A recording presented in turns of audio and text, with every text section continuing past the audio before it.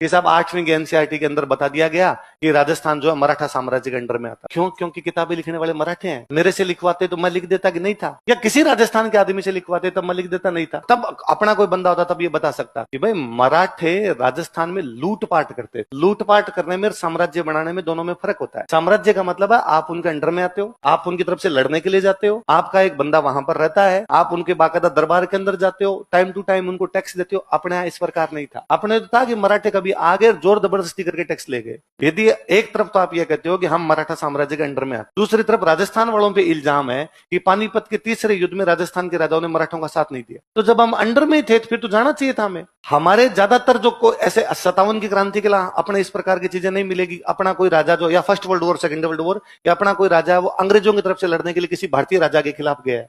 मराठों के उदाहरण भरे पड़े हैं जब वो अंग्रेजों की तरफ से लड़े और किसी अंग्रेजों की तरफ से जाके किसी भारतीय राजा के खिलाफ लड़े। सैकड़ों युद्ध भरे पड़े हैं। हम जब हिस्ट्री पढ़ते हैं, आप में से कहीं नहीं पढ़ा होगा, यदि हम मराठों के अधीन थे तो फिर तुंगा का युद्ध क्यों लड़ रहे थे? हम यदि मराठों के अधीन थे फिर वो पाटन और मालपुरा की लड़ाइयां किस बात की है?